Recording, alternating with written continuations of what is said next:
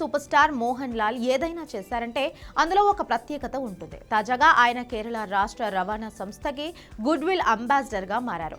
కేరళ ప్రజలు ప్రేమగా ఆనవండి అంటే తెలుగులో ఏనుగు బండి అని పిలుచుకునే KSRTC బస్సు కోసం మోహన్ లాల్ ఒక అద్భుతమైన యాడ్ ఫిల్మ్ లో నటించారు. ఫిబ్రవరి 27, 2026న విడుదలైన ఈ యాడ్ ఇప్పుడు సోషల్ మీడియాలో సెన్సేషన్ క్రియేట్ చేస్తోంది. ఈ యాడ్ ఫిల్మ్ కేవలం ఒక ప్రకటన మాత్రమే కాదు, ఇది మోహన్ లాల్ తన గతాన్ని గుర్తుకు చేసుకున్న ఒక మధుర ప్రయాణం.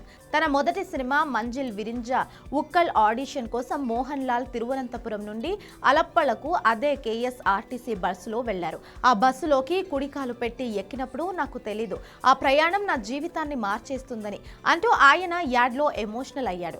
విశేషం ఏంటంటే ఈ యాడ్ ఫిల్మ్ ను మోహన్ లాల్ ప్రాణ స్నేహితుడు దిగ్గజ దర్శకుడు ప్రియదర్శన్ తెరకెక్కించాడు.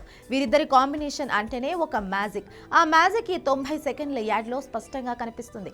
సాధారణంగా ఒక సూపర్ స్టార్ బ్రాండ్ అంబాసిడర్ గా ఉంటే కోట్లలో రెమ్యునరేషన్ తీసుకుంటారు. కానీ మోహన్ లాల్ మాత్రం KSRTC ఆర్థికంగా కష్టాల్లో ఉన్న నేపథ్యంలో దీని ప్రమోషన్ కోసం ₹1 కూడా తీసుకోలేదు.